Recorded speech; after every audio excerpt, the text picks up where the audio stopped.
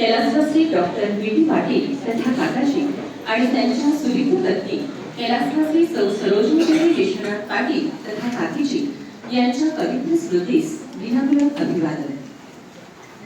जे जे आपणाचे ठावे ते ते इतराचे शिकवावे, शहाणे करून सोडावे सकल जन। ज्याचे त्याने करावे स्वधर्माचे पालन, अवघे जन सुखी व्हावे हीची इच्छा। संत श्रेष्ठ जगद्गुरु तुकोबारायांचा हा अभंग म्हणजे जीवन तत्वज्ञानच। आपल्याला जे ज्ञान अनुभव सद्बुद्धी लाभली आहे ती इतरांना द्यावी, समाजाला शहाणे सजग आणि सद्गुणी बनवावे हेच मानवाचे खरे कर्तव्य आहे असं तुकोबाराय सांगतात।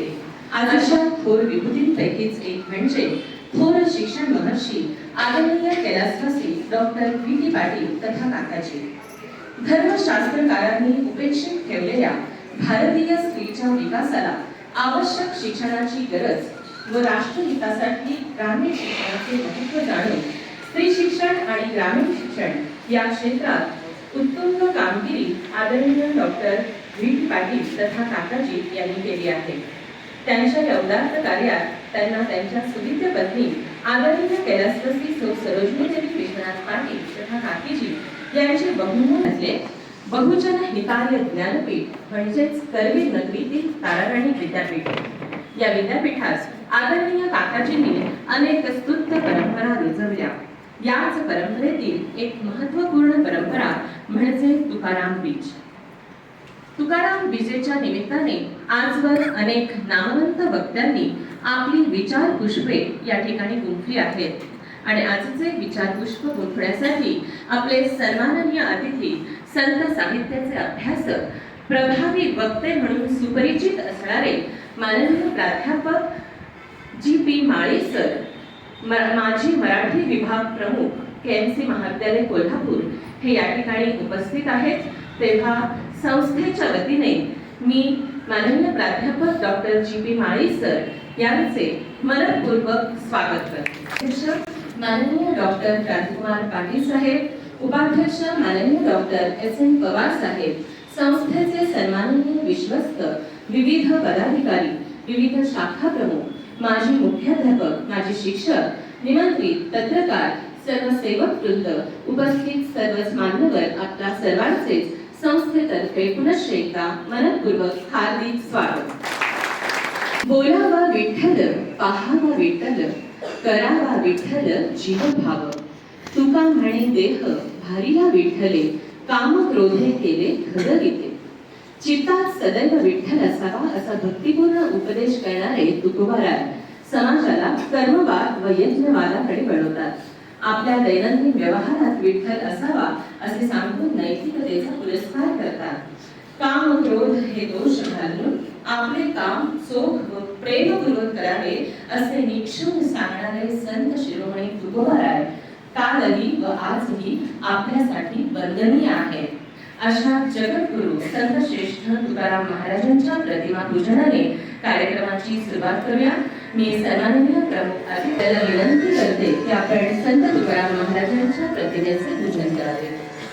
भेदणारे मूळ आशयाचे कुळ, भाषेचा कल्लोळ तुकाराम। घोर पसरतो पुन्हा उगवतो, सांगून नवरतो तुकाराम। जगद्गुरु संत श्रेष्ठ संत शिरोमणी तुकोबारायांच्या प्रतिमेचे पूजन संपन्न होत आहे।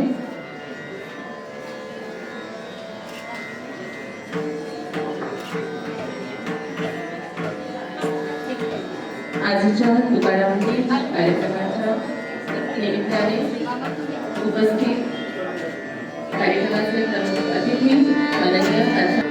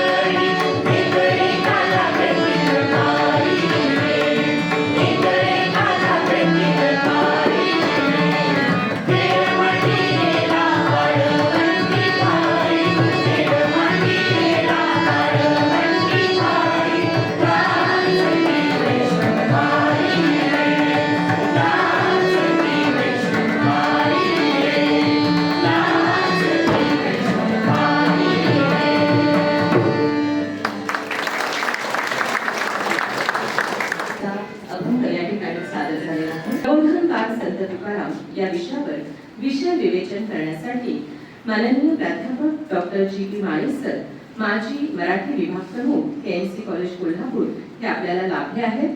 मी कमला महाविद्यालयाचे प्राध्यापक डॉक्टर सुजय पाटील सर यांना विनंती करते की आजच्या कार्यक्रमाविषयी आपल्या प्रास्ताविकात सांगून सन्माननीय पाहुण्यांचा आपण परिचय करून द्यावा. विद्यापीठाच्या वैभवशाली परंपरेचा एक समृद्ध वारसा म्हणजे तुकाराम विजेचा सोहळा हा पुढे.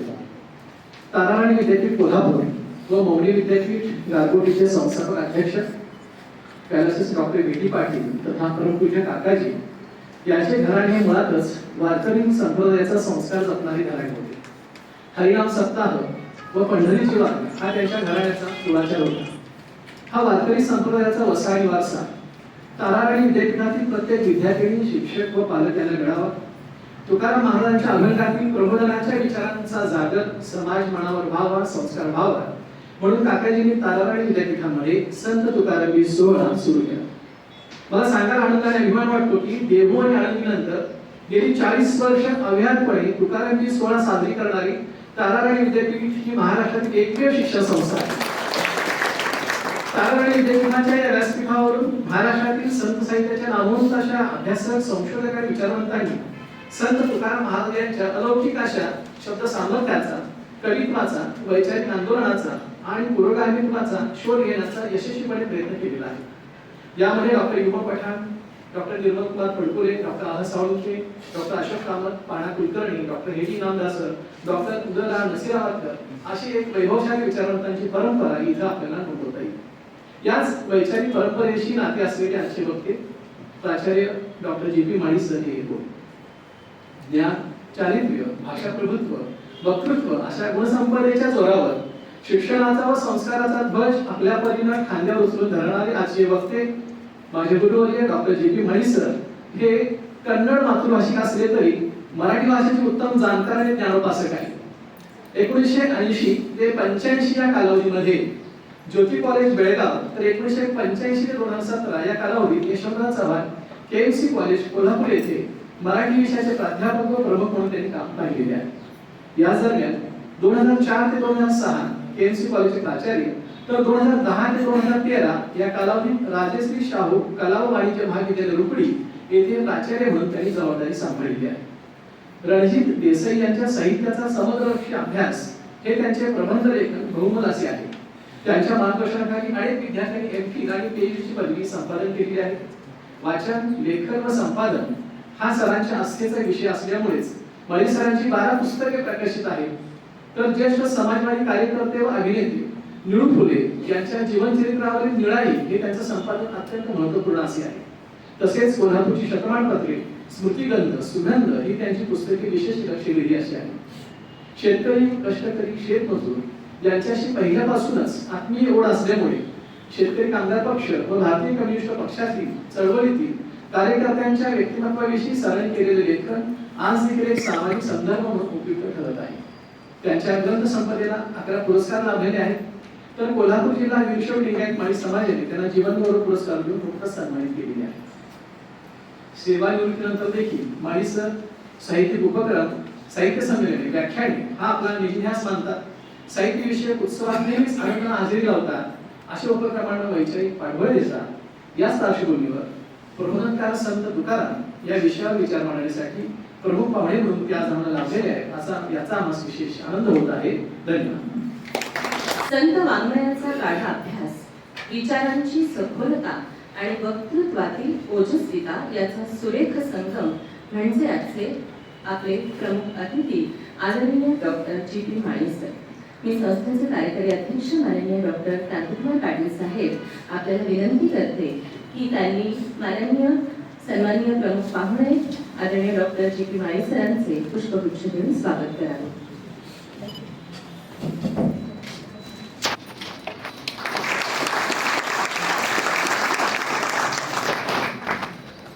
आशय केवळ अध्यात्मापुरता मर्यादित न राहता समाज जागृतीचा दीप प्रज्वलित करणारा ठरतो असे आजचे आपले प्रमुख पाहुणे माननीय आदरणीय डॉक्टर जी.पी. माळी सर आपल्याला विनंती की प्रबोधनकार संत तुकाराम या विषयावर आपण विषय विवेचन करावे.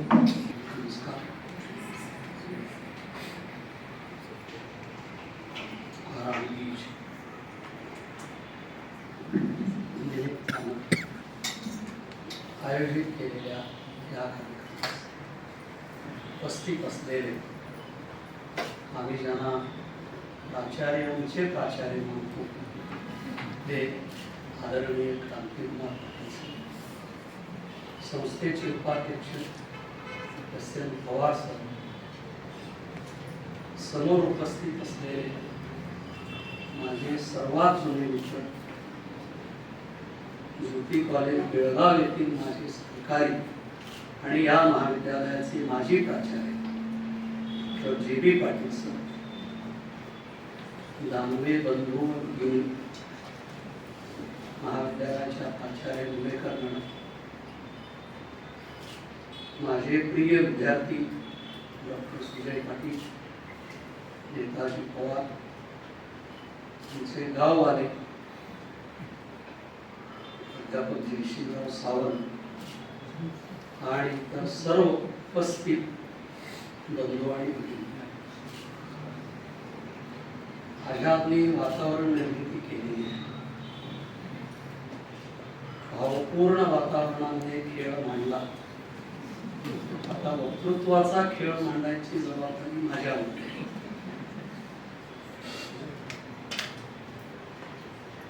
आज तुकाराम बीज हा शब्द इतर कोणत्याही संतांच्या संदर्भात वापरला जात नाही, फक्त तुकारामांच्या संदर्भात वापरला जातो. तुकारामांची आज पुण्यतिथी आहे असं आपण म्हणत नाही. हा स्मृती दिन आहे. वैकुंठ गमन त्यांचं झालं तो दिवस आहे. पण आपण त्याला तुकाराम बीज असं, बीज म्हणजे अंकुर. संतांनी जे विचार पेरले, तुकारामांनी जे विचार पेरले, भक्तीचा विचार, समतेचा विचार, सदाचाराचा विचार, 377 वर्षापूर्वी त्या माणसांनी जे विचार पेरलेले आहेत, कारण आज 378वी ही त्यांची पुण्यतिथी आहे, स्मृती दिन. म्हणून त्यांचं पुण्यकरण करणाऱ्या या दिवसाला तुकारामांना अभिवादन करण्यासाठी आणि त्यांच्या अभंग लेखनाचं स्मरण करून त्यावर चिंतन करण्यासाठी मला बोलावण्यात आलं. याबद्दल मी सुरुवातीलाच संस्थेला धन्यवाद देतो. जे पेरलेलं आहे ते आज फुगवताना दिसतंय. तुकारामांनीच म्हटलंय, शुद्ध बीजापोटी फळे रसाळ. ज्ञानदेवानी जो पाया घातला त्या भक्ती संप्रदायाचं कळस होण्याचं भाग्य लाभलेला लोकप्रिय संत कवी म्हणजे तुकाराम गोंडोबा आंबे. त्यांच्या आईचं नाव कनकाई. कनक म्हणजे सोनं, एका अर्थानं ही सोनाबाई. 2 भाऊ होते.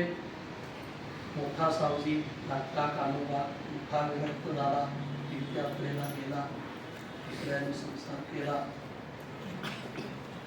आई वडिलांचा मृत्यू झाला, मुलाचा मृत्यू झाला, दुष्काळ पडला. पहिली पत्नी रखमाबाई आजारी पडली. दुसरं लग्न केलं आवलीशी, म्हणजे जिजाबाई. हा सगळा तुकारामाचा जीवन प्रवास आपल्याला माहित आहे. दरवर्षी आपण ऐकताय. मला आनंद वाटला की गेली 40 वर्ष हे ज्ञान यज्ञ या ठिकाणी सुरू आहे. काकाजींचं घराणंच सरांनी सांगितलं की वारकऱ्यांचं घराणं पायी पंढरीला जात होतं. तो वारसा आहे. त्यामुळं तुकारामाचं जीवन, तुकारामाचा जीवन प्रवास यापेक्षा तुकारामाच्या अभंगातून त्यांनी मांडलेले विचार, त्यांच्या पत्नीचा विचार करतानाही मला बऱ्याच वेळा वाटतं की 2 जिजाबाईंनी हा महाराष्ट्र घडवला. एक शिवाजीची आई जिजाबाई आणि एक तुकारामांची पत्नी जिजाबाई. त्याचं कारण आहे, महाराष्ट्र संतांची, वीरांची आणि विचारवंतांची भूमी आहे. छत्रपतींचा काळ 1630 ते 1680 आणि तुकारामांचा काळ 1598 ते 1649. साधारण 51 वर्षाचं आयुष्य तुकारामांना.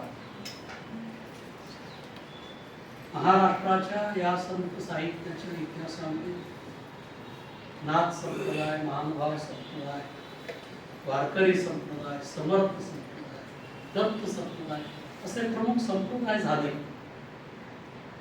मुकुंद राजापासून, चक्रधरापासून नामदेव, एकनाथ, तुकाराम, रामदास यांच्याबरोबरच चोखामेळा, सेनानादी, गोराकुंभा, सावतामाळी, मुक्ताबाई, जनाबाई, नशिराबादकर या सर्वांचा उल्लेख आध्यात्मिक लोकशाही असं करतात. वेगवेगळ्या जाती धर्माचे हे संतस आपापली जात विसरून पंढरीच्या वाळवंटात एकत्र येत होते विठ्ठलाच्या स्मरणासाठी, विठ्ठलाला नमन करण्यासाठी. खरं म्हणजे तुकाराम हा एका व्याख्यानाचा विषय नाही, तो एका व्याख्यान मालेचा विषय. माझ्या मनावर थोडासा दबाव आला बघाशी सुजय पाटील बोलताना, जरी माझे विद्यार्थी असले तरी, कारण इथं जर इंब पठाण सर बोलले असतील, फडतुरे सर बोलले, माझे गुरु नशिराबादकर सर बोलले असतील, त्यांच्या ठिकाणी आपण बोलायचं आहे. कारण त्यांच्या वक्तृत्वाचा प्रभाव, त्याचा परिणाम म्हणून माझ्या मनावर तुटलेला दबाव, तरीही त्यातून आपला निभाव लागला पाहिजे या तुकाराम मराठी संतांच्या मध्ये सर्वाधिक अभंग लिहिणारे, सर्वाधिक लोकप्रिय ठरलेले, सर्वाधिक चर्चा झाली, जनमानसात ज्यांना सर्वाधिक असं स्थान लाभलं, आणि दुसऱ्या बाजूला सर्वाधिक रोषाला बळी पडले. प्रचंड विरोध त्यांना झाला, आणि म्हणून त्यांना का विरोध झाला याची कारण जेव्हा आपण पाहू लागतो तेव्हा लक्षात येतं की आज तुकारामांच्या विचाराची उपयुक्तता आहे, आवश्यक. तुकाराम आस्तिक होते, विठ्ठल भक्त होते, देवावर त्यांची नितांत श्रद्धा होती.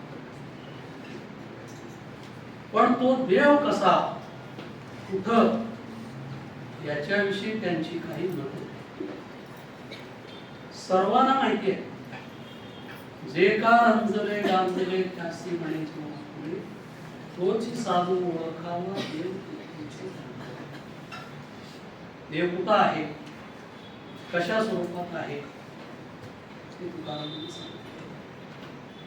सांगितलं की विठ्ठलाचे भक्त होते, विठ्ठलावर त्यांची नितांत श्रद्धा होती. त्यांच्या एवढं सुंदर वर्णन विठ्ठलाचं क्वचितच केलंय. सुंदर ते ध्यान उभे विटेवरी, करकटावरी ठेवून या, तुळसी हार गळा कासी कुटुंबर, आवडे निजन त्याची. ते आपण नेहमीच ऐकतो. हेच तुकाराम आणखीन एका अभंगात सांगतात, दया क्षमा शांती तेथे देवाची वस. देव कुठं राहतो, देवाचं निवासस्थान कुठं आहे, देव कशा स्वरूपात आहे, ज्यांच्यामध्ये दयेची भावना आहे, क्षमाशीलता आहे, शांती आहे, अहिंसेची वृत्ती आहे. आज तिसरं महायुद्ध एका अर्थानं सुरू आहे, तेव्हा आपल्याला शांततेचं आणि अहिंसेचं, अशांच्या ठिकाणी देव आहे हेही तुकाराम सांगतात. किती ओढ आहे तुकारामांना, त्याचंही उदाहरण तुम्हाला माहिती आहे. कन्या सासुराशी जाये मागे परतुनी पाय, तैसे झाले माझ्या जीवा केव्हा भेटसी केशवा. केशवाला भेटण्याची ओढ आहे, अशी ओढ आहे, अर्थता आहे असं. त्यासाठी ते जात आहेत, त्याच्यामधला आनंद. पंढरी महात्म्य ते सांगतायत. चला पंढरीशी जाऊ, रखुमा देवीवरा पाहू, डोळे देतील कान, मनातील समाधान, संत महंता होतील भेटी, आनंदे नाचो वाळवंटी, ते तीर्थांचे माहेर सर्व सुखांचे भांडण. ते तीर्थांचं माहेर आहे, आणि याच तीर्थांच्या माहेराबद्दल नंतर तुकाराम काय म्हणतात हेही चिंतन करण्यासारखं आहे. सर्व सुखाचे भांडार सुखी व्हायचं असेल तर पंढरीला जावा. संसारामधल्या सगळ्या गोष्टी विसरायच्या असतील, कारण संसार म्हणजे की व्यवहार आहे, बाजार आहे, आजार आहे, जबाबदारी आहे, कर्तव्य आहे, या सगळ्यापासून दूर जायचं, त्या विठ्ठलाच्या सहवासामध्ये त्याच्या चिंतनात रममाण व्हायचं आणि सुखी व्हायचं. आणि तो भेटला तर त्याचाही उल्लेख आहे तुकारामात. साक्षात्कार झाला. आनंदाचे डोही आनंद तरंग, आनंदाचे अंग आनंदाचे, काय सांगू झाले काहीची आबाय. या शब्दावर मी बऱ्याच वेळा थांबतो, शिकताना आणि शिकवताना. कारण 37 वर्षात मी जवळजवळ 32 वर्ष मी हा पेपर शिकवला. दुसऱ्याला शिकवू दिला नाही, मीच शिकवलं. याचं कारण नशिराबाद संत साहित्याची गोडी जी आम्हाला लागली, त्याचं कारण सर त्यांच्या रसाळ वाणीतून जेव्हा आम्ही संतांच्या विषयी ऐकायला लागलो, तेव्हा तो माझा आवडता पेपर, ते तीर्थांचे माहेर सर्व सुखाचे भांडार म्हणणारेच तुकाराम इतर लिहितायत. कीर्ती धोंडा पाणी देव रोकडा सज्जनी, मंदिरी बसून काय मन नाही निर्मळ तय, काय करावे जप काय करावे तप, तुका म्हणे भावे देव भेटी. कुठं भेटतो? जप तपात नाही, पूजा अर्चेत नाही, मंत्र तंत्रात नाही, गंडा दोरा बांधण्यात नाही, नवस सायास करण्यात नाही, तीर्थयात्रा करण्यातही नाही. कारण तिथं धोंडा. देवाला विरोध आहे का? नाही. विठ्ठलाला विरोध आहे का? अजिबात नाही. परंतु प्रतीक आहे, ही मूर्ती हे प्रतीक आहे. त्याचा अतिरेक करून दिवस रात्र तिथंच बसून वेळ घालवू नका. तुमच्या प्रपंचामध्ये, तुमच्या जगतात, कारण देवाला काही बाह्य नाही. तुमचं मन शुद्ध असलं पाहिजे, तुमची भावना सच्ची असली पाहिजे. खरी भक्ती ही मनाच्या पवित्रतेत आहे. तुमचा आचार जर सदाचार असेल तर तिकडं सारखं जायचं काम नाही. यातून काय लक्षात येतं की तुकारामांनी देव मानलाच, मूर्ती मानली, पण महत्वाचा आहे, त्यापेक्षा माणूस अधिक महत्वाचा नाही. देवापेक्षा माणूस तुकारामांनी अधिक महत्वाचा मानला. म्हणून ते वरही म्हणतात, तोच साधू ओळखावा, देव तिथेच आहे. दया क्षमा शांती तिथे देवाची वस्ती, देव कुठे आहे. आणि इथंही सांगतात, कीर्ती धोंडा पाणी देव रोकडा सज्जन. ते जी सज्जन माणसं आहेत, चांगली माणसं आहेत, सदाचारी माणसं आहेत, तिथं देव आहे. तो पंढरीतच आहे. यापेक्षा तो कुठंही असो, पण तो सदाचारी असेल तर त्याला देव समजावं. संत का देव, इथंही तुकाराम एका ठिकाणी सांगतायत, कारण संत हा माणूस आहे. देव घालावे परते, संत पूजाले आला. देव घालावे परते, संत पूजावे आते. संत महत्वाचे आहे. भक्त आणि भगवंत याच्यामध्ये भक्त महत्वाचे आहेत. जीव आणि शिव याच्यामध्ये जीव महत्वाचा आहे. आत्मा आणि परमात्मा त्यामध्ये आत्मा महत्वाचा आहे. आणि म्हणूनच साधू संत येती घरा तोची दिवाळी स्वाका. साधू म्हणजेच संत, म्हणजेच सत्पुरुष, म्हणजेच सदाचारी माणूस, त्यांच्या भाषेत रोकडा सज्जन, पूर्ण सज्जन. आजच्या भाषेत 100% सज्जन. गांधीजींना आपण तुमच्या काळातल्या लहानपणीच्या सगळ्या गोष्टी वाचतो, पण नंतर गांधी हे गांधी झाले. ही बाजू ही मुद्दाम सांगितली का तुम्हाला सांगायचं आहे, तुकाराम हे भक्त होते, कुठे संत होते, यापेक्षा ते प्रबोधनकार होते. जवळजवळ 5000 अभंग त्यांनी लिहिले. वेगवेगळ्या पुस्तकात संख्या कमी जास्त बघायला मिळते, म्हणून सुमारे 5000 अभंग तुकारामांनी लिहिलेले आहेत. आता हेही आपल्या चरित्रामध्ये आपण वाचतो, संसारातल्या सगळ्या खटखटीनं. मग त्या उलटावून तुकाराम त्या भावना अंधारा डोंगरावर जाऊन बसायचे, तिथं बसून चिंतन करायचे. त्या चिंतनातून जे लेखन झालं त्याला आपण अभंग म्हणालो. जे विचार 377 वर्षानंतरही अभंग आहे. भंग पावलेले नाहीत, भंग पावणार नाही. महात्मा फुल्यांनी हेच लक्षात घेऊन अखंड लिहिलेले आहे. त्याच केव्हा लिहिलं तुकारामांनी, असा जेव्हा आपण शोध घेतो तेव्हा एक अभंग लक्षात येतो.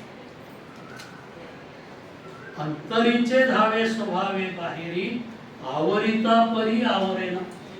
असं जेव्हा त्यांना झालं तेव्हा त्यांनी लिहिलं. रडा म्हणून रडता येत नाही, असा म्हणून हसता येत नाही, कविता लिहा म्हणून कोणाला कविता लिहिता येत नाही, एक कथा लिहा, एक नाटक लिहा.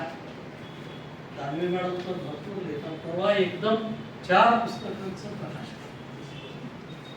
अंतरी दाटून आलं तर ते कागदावर उतरतं. अच्छा,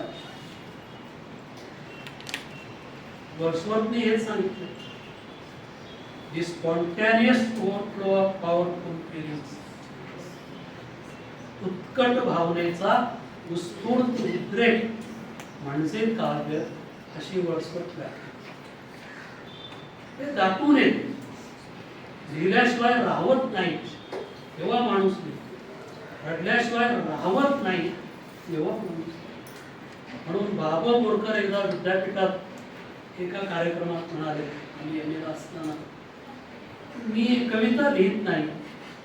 ते म्हणजे खरं म्हणजे कोणीच कविता लिहित नसतो. कवीला कविता होते. तो बोरकरांचे शब्द, कविता होते, मुलं होतात, प्रेम होतं, अपघात होतो. ड्रायव्हर असं म्हणतो का, आज 3:48 हायवेला या ठिकाणी मी अपघात करणार आहे. त्यालाही माहित नाही, कुणालाही माहित नाही, न मागच्यानं माहित आहे, ना पुढे येणाऱ्यांना माहित आहे. अपघात. तसंच आम्ही विद्यार्थ्यांना नेहमी सांगायचो की काही लोकांना इष्टीत उलटी त्यांना करायचं नसतं, तिकीट काढून जाईल. तुकारामांच्या बाबतीत हे झालं तेव्हा त्यांना राहवलं नाही. चिंतन सुरू झालं की मग त्यातून लेखन होतं. का करावं लागलं, भोवतालची परिस्थिती काय होती. तुकारामांनी एका ओळीत सांगितलं, हे बघवत नाही असो, बघवत नाही. उडती हे जन न देखवे मुळा, हे जे चाललंय समाजात ते बघवत नाही.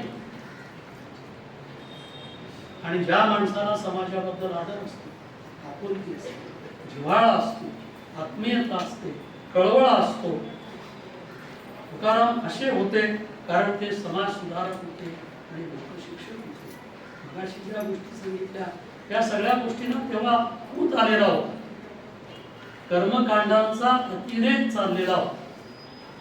गोर गरिबांना आध्यात्मिक कारणावरून त्यांची लूटमार सुरू.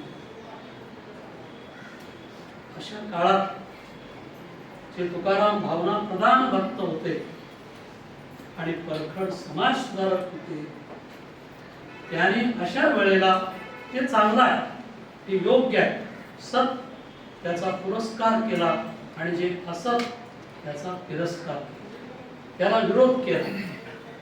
त्यासाठी विरोध पत्करला, त्यासाठी हौतात्म्य पत्करलं, पण डगमगले नाहीत, मागवले नाही. पानसरे साहेबांचं एक वाक्य मला आठवतं, चांगल्याला चांगलं म्हणायची हिंमत आणि वाईटाला वाईट म्हणायची ताकद ही आपल्यात आली पाहिजे, असं एक वाक्य पानसरे साहेब म्हणायचे. हे तुकारामांच्या मध्ये होते आणि म्हणून त्याने लोकांचं प्रबोधन केलं, लोकांना उपदेश केला. साध्या साध्या गोष्टी होत्या, पण तुकारामांनी त्या लोकांच्या समोर मांडल्या. संपत्ती असलीच पाहिजे, पण अतिसंपत्तीचा लोभ बरा नाही. आदर्श ग्रहस्थ असणं कसं असतं. प्रपंच विज्ञान त्यांनी सांगितलं, प्रपंच सोडून परमार्थ करा असं सांगितलेलं नाही. आणि ज्यांनी सांगितलं आधी प्रपंच करावा नेटका मग परमार्थ विवेका, त्यांनी प्रपंच केलाच नाही. आयत्या वेळा ते पळून गेले. इतिहास वाङ्मयाच्या इतिहासामध्ये याची नोंद आहे. तुकारामाने सांगितलं की संपत्ती मिळवा, पाहिजे तेवढी मिळवा, त्याचा अतिरेक नको. कारण काय, धन मिळवोनी कोटी सये न येरे नव्हती, हे लक्षात ठेवा.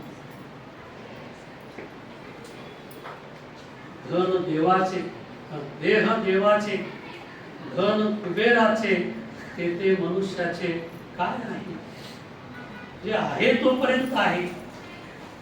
आपण गेल्यानंतर पाठीमागून आपल्याला काही माहित नाही आहे, काही आवश्यक तेवढं मिळवा.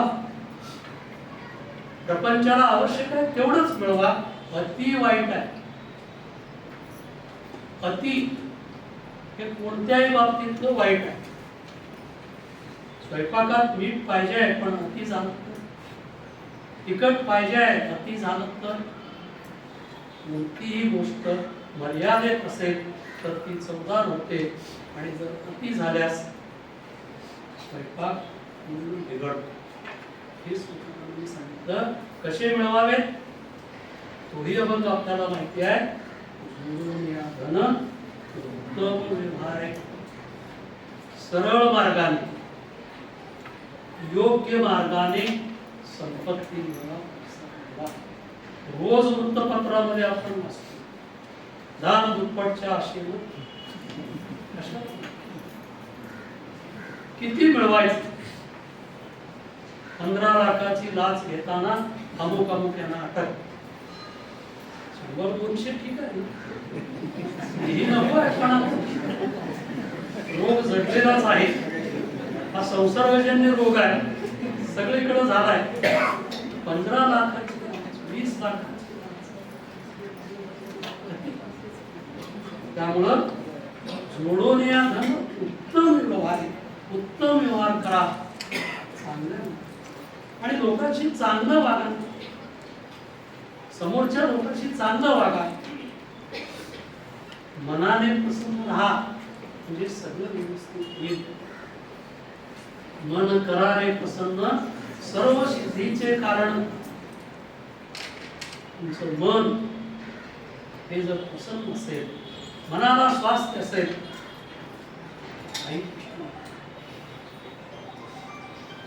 मला एकाचा फोन होता, 3% DA वाढला, म्हणजे आता किती वाढला. त्यांना म्हटलं आता कमी पेन्शन मिळतंय का आपल्याला? लोकांना जेवढा पगार मिळत नाही पेन्शन आम्हाला मिळते, तरी लोकांना समाधान नाही. असं मन प्रसन्न पाहिजे आणि त्यासाठी गैरव्यवहार.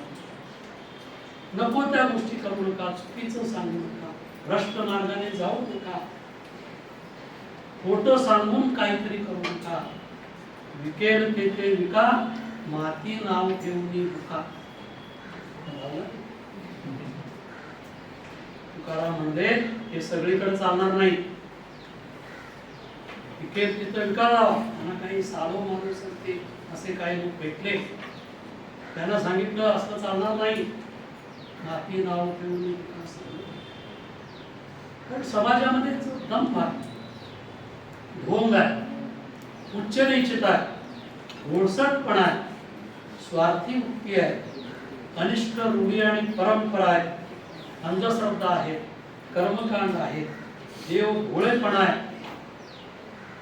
या सगळ्या गोष्टी आजही सुरू आहेत किंवा वाढत आहेत. अनेक मठांचं, गुरुवांचं, महाराजांचं प्रस्त वाढतंय, लोक बळी पडतायत. एवढ्या वर्षानंतरही या रोगावर काही उपाय होत नाहीये. चक्रधरांनी, बसवेश्वरांनी, तुकारामांनी, रामजी शिंदेनी, गोपाळ गणेश आगरकरांनी, बाबासाहेब आंबेडकरांनी, गाडगे महाराजांनी, या सगळ्या डॉक्टरांनी उपचार केले. हा अंधश्रद्धेचा रोग काही कमी होत नाही. या सगळ्या गोष्टी आहेत आणि याच्या विरोधात तुकारामांनी ठाम भूमिका. हे जे लोक असं करतायत, हे वागतायत, त्यात सामील आहेत, त्याचे जे लाभार्थी आहेत, पूजा कोण करायला लावतो, कोणाचं भलं होतं, पूजा करणाऱ्यांचं भलं होत नाही, तो आणखीन कर्जबाजारी होतो. कारण तो सांगतो की एवढं करावं लागेल, त्याचं भलं होतं. फुल्याने एक चांगलं नाटक लिहिलंय, तृतीय रक्त या नावाचं, हेच त्यांनी त्यात सांगितलं. त्यामुळं तुकारामांनी मागे सांगितलं की रोखोक शब्द असं जे करत असतील, असं जे करायला लावत असतील, या मार्गानं भोळ्या भक्तांचे जे करत असतील, त्यांच्याविषयी महाराज काय म्हणताय, तुका म्हणे 80 नरा मोजून माराव्या पैजारा. आणखीन काय सांगायचं, तरीही अशा लोकांचा बंदोबस्त योग्य मार्गानेच केला पाहिजे, हेही तुकाराम सांगतायत. सरळ मार्गाने हे लोक हे थांबणार नाहीत.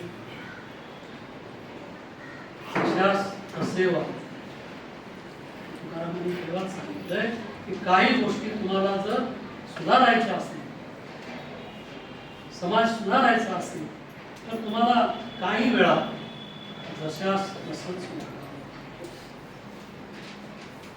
गोड बोलूनच काही वेळा चालत नाही. आचार्यांच्या खुर्चीवर बसल्यानंतर गोड बोलत तर मग क्लार्क ऐकणार नाही, शिपाई सहकारी काही वेळा एखादा ऐकणार नाही. त्यामुळे त्या भाषेतच सांगावं. पोलीस स्टेशन मधली भाषा जरा कधीतरी जाऊन बसून ऐका. शहाण्या माणसाने पोलीस स्टेशन जाऊ नये, कोर्टात जाऊ नये, दवाखान्यात जाऊ नये. पण काय वेळा वेळ येते तेव्हा तिथं जी सुभाषित कानावर आपल्या लक्षात येतं की असे गुन्हेगार तिथं आलेले असतात, त्यांना त्याच भाषेत सांगितलेलं कळतं. दुसऱ्या दिवशी आपण वृत्तपत्रामध्ये वाचतो, सुरुवातीला त्यांनी उडवाउडवीची उत्तरं दिली, पण पोलिसांनी खाक्या दाखवताच त्यांनी गुन्हा कबूल केला. हे वाक्य नेहमी वाचायला खाक्या दाखवावं. तुकारामांनी वेगळ्या भाषेत हेच सांगितलंय,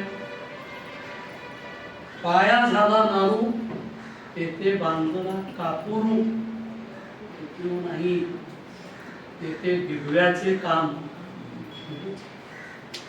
का अधमाशी तो अधम त्याच्यापेक्षा आपण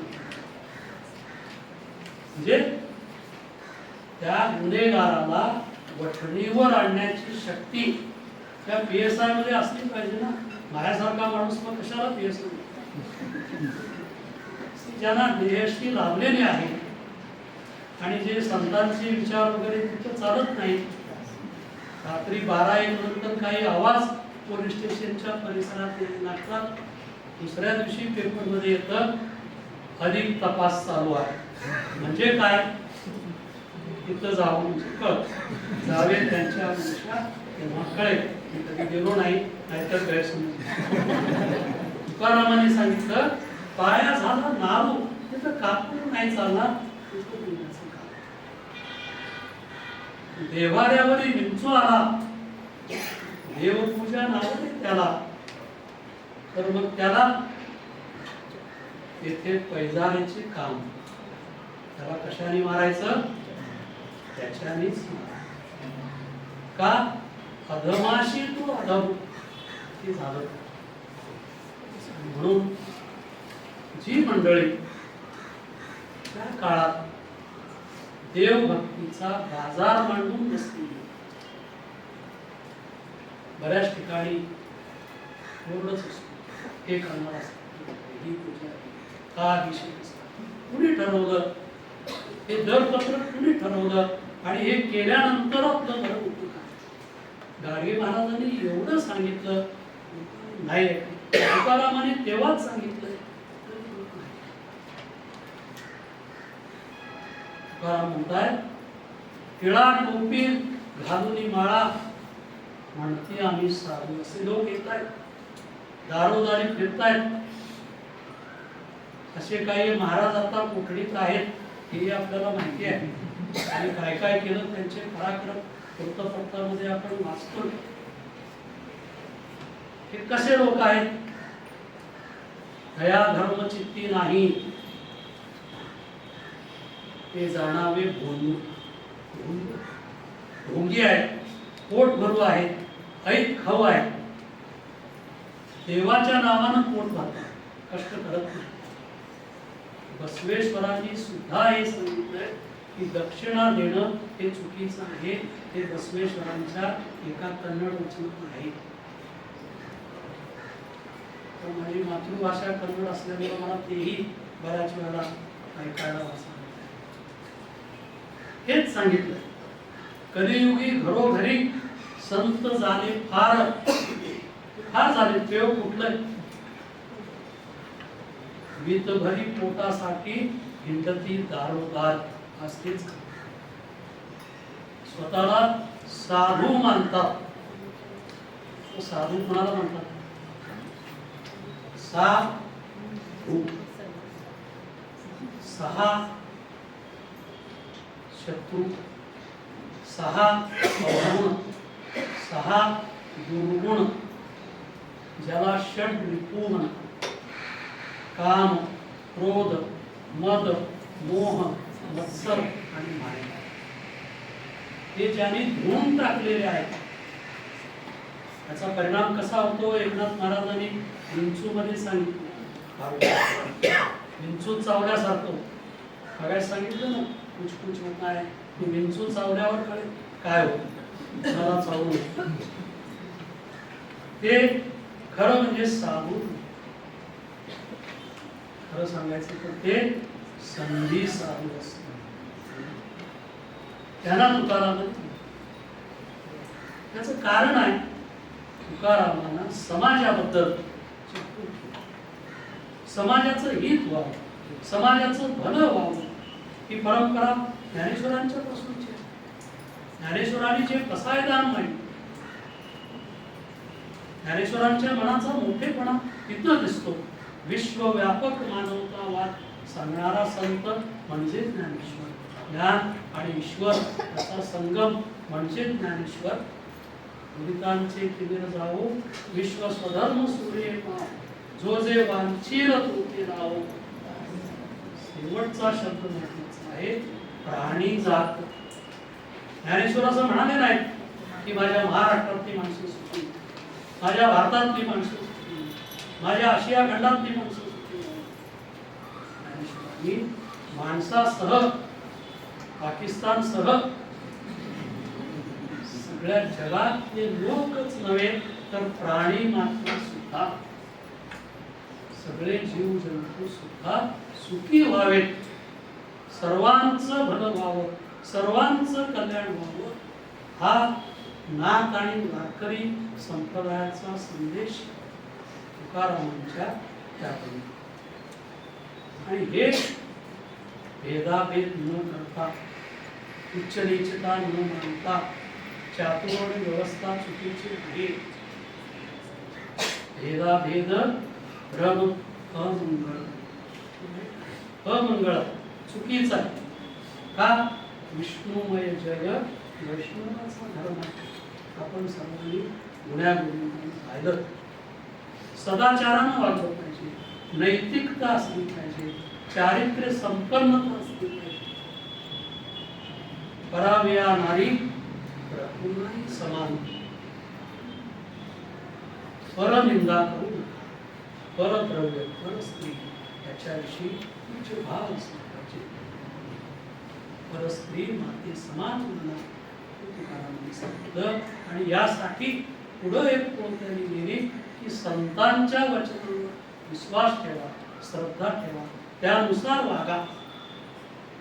आणि हे वागायचं असेल तर पहिली गोष्ट आहे तुमचं मन शुद्ध पाहिजे. राम राम राम म्हणतोय पण मनातून मरा मरा काय कळत नाही. शरीराचा एक्सरे काढता येतो, मनाचा एक्सरे जर काढला तर काय होईल, कुणाकुणाच्या मनात काय चाललंय आणि घरोघरी किती भांडणं होतील, त्यांच्या मनात असं होतं, एक्सरे मध्ये बघा असं जर मन मन शुद्ध नाही. निर्बळ जीवन काय करीन साबण. पांढरे शुभ्र कपडे घातले ते शक्य आहे, मन काळकुट्ट असेल तर तैसे चित्त शुद्ध नाही ते गूढ चित्त शुद्ध नसते. वृक्ष न धरी पुष्प फळ काय करीन वसंत काळ. वसंत काळ आलाय पण होत नसेल वसंत काळ काय. वांझे न होती लेकुरे काय करा. आणखी एक तुम्हाला माहिती आहे, तुकारामांनी सांगितलं की मन स्वच्छ, मन स्वच्छ असेल. बघायला सांगितलं की मन स्वच्छ का राहत नाही. स्वार्थी, मतलबी, अहंकाराची वृत्ती आणि सगळं मला मिळावं. बघायला सांगितलं ऐक खाऊन. तुकारामांनी याचा जळजळीत निषेध केला. बसवेश्वरांनी विरोध केलाय, तुकारामांनी याचा निषेधच केला. कारण भक्ती ही निरपेक्ष असली पाहिजे, त्यात समाज सेवेची भूमिका असली पाहिजे. म्हणून तुकाराम म्हणताय भिक्षा पात्र अवलंबणे चळो जिणे लाजिरवाणे. भीक मागत फिरणार आहे, देवाच्या नावानं भीक मागणार. त्यांचं जिरं हे लाजीरवाण आहे, हे जळो. 80 नारायणे उपेक्षीची समता. देवापाही नाही भाव, भक्ती वरी वरी वाव. वरवरचा आहे, ढोंग आहे. समर्पिला जीव नाही तो हा व्यभिचार. फुकटचं खाणं, फुकटची संपत्ती लाटणं, कष्ट न करता आपल्याला काहीतरी मिळालं पाहिजे अशी मनोवृत्ती असणं, याला तुकारामांनी व्यभिचार हा शब्द. आणि आता तर शासन दरबाराकडूनच फुकटचं वाटण्याचं धोरण सुरू. लाडकी बहीण, कर्जमाफी आली, मोफत धान्य आलं, महिलांना मोफत एसटी. कर्नाटकात महिलांना एसटीला तिकीट नाही, अनेक ठिकाणी मोफत धान्य दिलं जातं, वीज बिल माफ पूर्ण. लोकमत मध्ये मी एक अर्धा दिवसापूर्वी वाचलं, अशी देशात 15 राज्यांची यादी दिलेली आहे की कोण काय करतोय मतासाठी. या पार्श्वभूमीवर तुकारामांचं चरित्र वाचताना आपल्याला लक्षात येतं की तुकारामांनी कर्जमाफी केली. तुकाराम सावकार होते, दुष्काळ पडला, मोठा भाऊ विरक्त होऊन गेला तीर्थयात्रेला. कान्होबा म्हणला आपल्याला आता सगळी वसुली करून आपल्याला हे सगळं भरायचं आहे. तुकारामाने एक दिवस कान्होबाला सांगितलं की एकूण जेवढे आपले आहेत त्यातले माझ्या वाटणीचे जे असतील त्यांची कर्ज मी माफ करतो. मी त्यांच्याकडे जाणार नाही. दुष्काळ पडलाय, शेतकरी उपासमारी सुरू आहे, मला त्यांचे पैसे नकोत. तुकारामांनी 17व्या शतकात कर्ज माफ केलेलं आहे. त्यांचं भलं भाऊ म्हणून मतासाठी नव्हे, निवडणुकीसाठी नव्हे. त्याचं कारण पुन्हा तुकारामांची ओळ आहे, 80 कळवळ्याची रीती करी लाभावी. तुकारामांचा कळवळा होता का, करी लाभाविण प्रीती. आपलं काहीतरी काम साधण्यासाठी गोड बोलणारी माणसं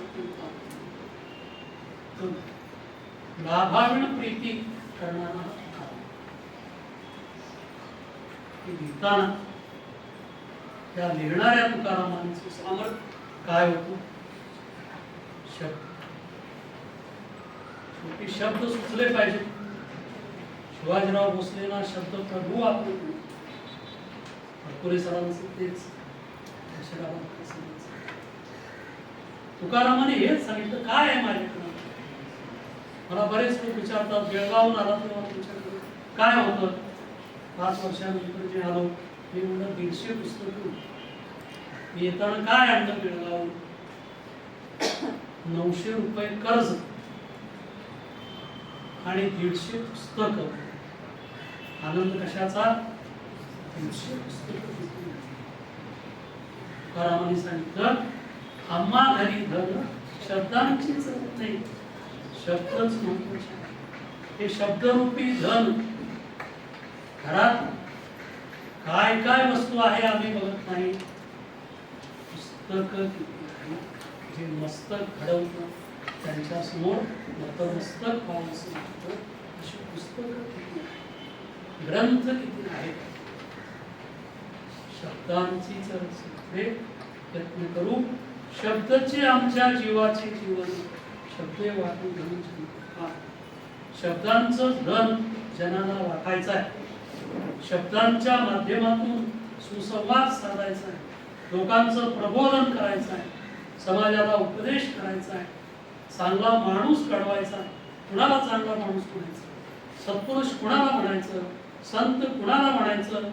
तुकाराम एका वेळी सांगतायत, अंतरीचा निर्मळ वाणीचा रसाळ त्याच्या गळा माळ असो नसो तो संत.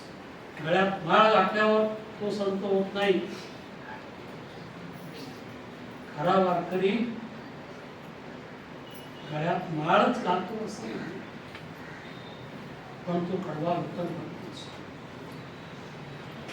ते जसं गाडगे महाराजांनी हातात खराटा घेऊन गावोगावचे रस्ते साफ केले, तसं तुकाराम महाराजांनी शब्दांच्या रूपानं लेखणी घेऊन लोकांची मन साफ केली.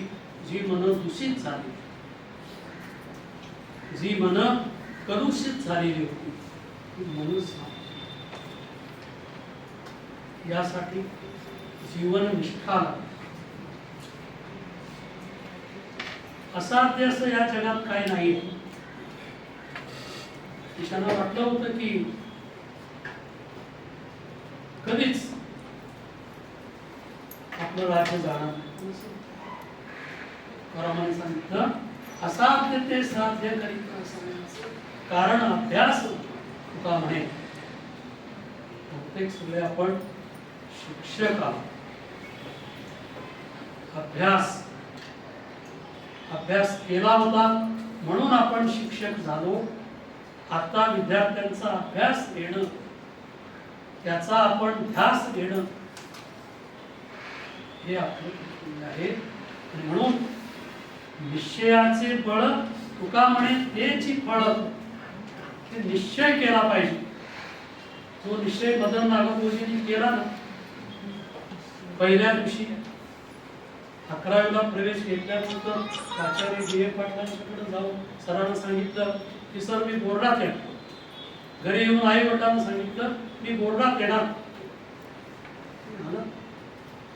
अभ्यास केला, तपश्चर्या केली, कष्ट घेतले, त्याचे फळ मिळाले.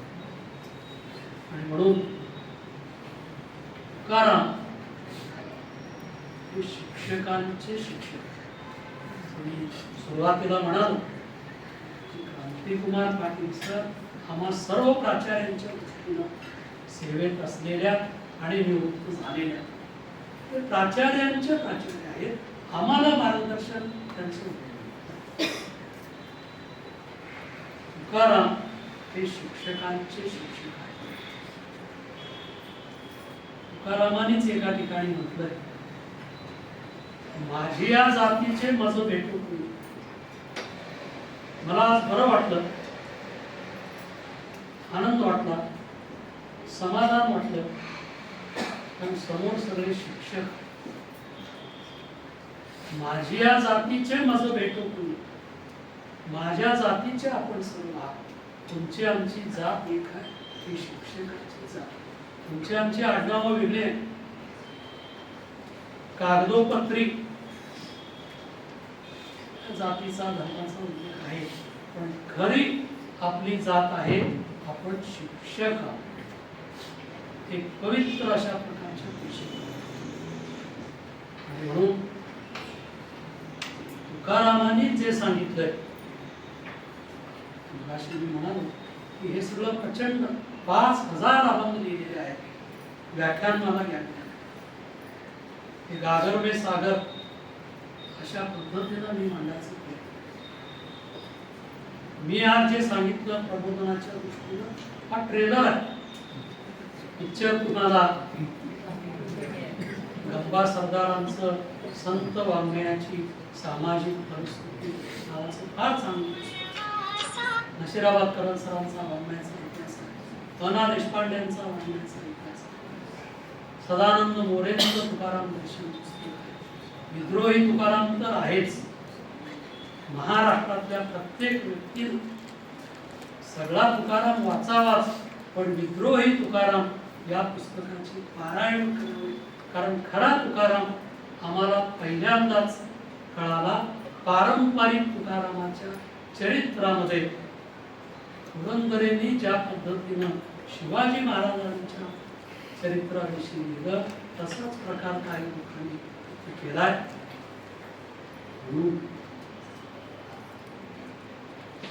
सत्य असत्यासी मन केले वाई, मानेले नाही बहुमता. सगळ्यात महत्वाचं आहे, ते माझं मत आहे. लोकांना मान्य होईल न होईल, पटेल न पटेल, पण माझं मत आहे. माझं मत मांडण्याचा मला अधिकार आहे. माझं प्रामाणिक मत आहे, कुणालाही दुखावण्याचा हेतू नाही. जे वास्तव आहे, जे तुकारामांनी लिहिलंय, तेव्हा जे घडत होतं त्या क्रियेची ही प्रतिक्रिया आहे. तुकारामाने हे लिहिलं म्हणून काही प्रमाणात समाज सुधारला नाही, सुधारायला पाहिजे. आजही प्रयत्न चालू आहेत. त्याच यज्ञकुंडामध्ये सुरुवातीला सांगितलं की दाभोळकरांना हौतात्म्य पत्करावं लागलं, पण ही विचारधारा, ज्या विचारधाराने तुकाराम गेले, आगरकरांनी ही विचार सांगितले, गाडगे महाराज तेच. आणि म्हणून ते सांगणार बहुमत काही असो, बहुमताचा विचार न करता हे माझं मत आहे, प्रामाणिक मत आहे, हे पुराव्यासह माझं मत आहे, हे संतांनी लिहिलंय, विचारवंतांनी लिहिलंय. आणि म्हणून नशिराबादकर सरांनी तुकारामाविषयी 3 वाक्यात जे सांगितले ते सांगून मी थांबणार आहे. नशिराबादकर सरांनी त्यांच्याविषयी असं लिहिलं,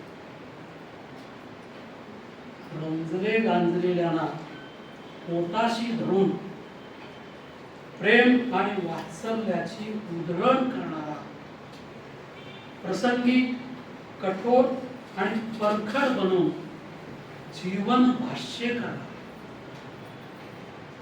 जनात जनार्दन शोधून मानवतेची द्वाही फिरवणारा तुकाराम हा महाकवी. अशा एका महाकवीचं त्यांच्या स्मृती दिनादिवशी त्यांना अभिवादन करण्याची आणि त्यांच्या अभंग लेखनाचं चिंतन करण्याची, स्मरण करण्याची संधी संस्थेने आणि विशेषतः माझे विद्यार्थी सुजय पाटील सर यांनी मला दिली आणि आपण शांतपणे हे विचार ऐकून घेतला त्याबद्दल मी आपल्या सर्वांना धन्यवाद आणि थांबतो. जय हिंद, जय महाराष्ट्र.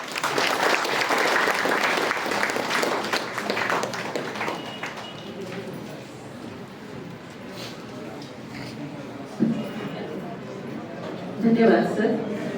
आपले मौलिक व प्रेरणादायी विचार आम्हाला नेहमीच मार्गदर्शन करतील. यानंतर कार्यक्रमाचा अंतिम टप्पा आभार व्यक्त करण्याचा.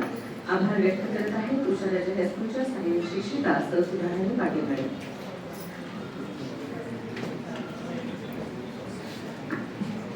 नमस्कार.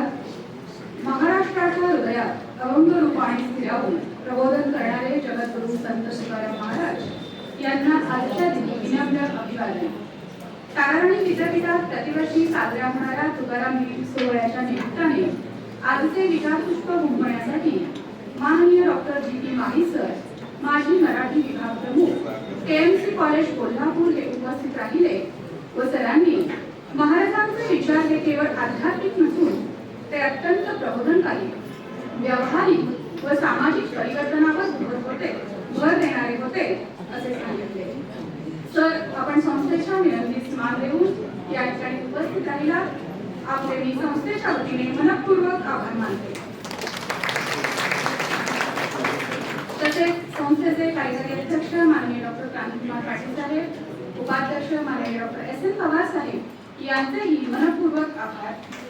संस्थेचे विश्वस्त पदाधिकारी, सर्व शाखा प्रमुख, विद्यापीठाचा आदिमाजी सेवकवृंद, पत्रकार, निमंत्रित उपस्थित सर्वांचे संस्थेच्या वतीने मनपूर्वक आभार मानते व आपल्या गोड गळ्याने अभंग सादर करणाऱ्या मुलींचे कौतुक करते आणि हा सोहळा या ठिकाणी संपन्न झाला असे जाहीर करते. धन्यवाद.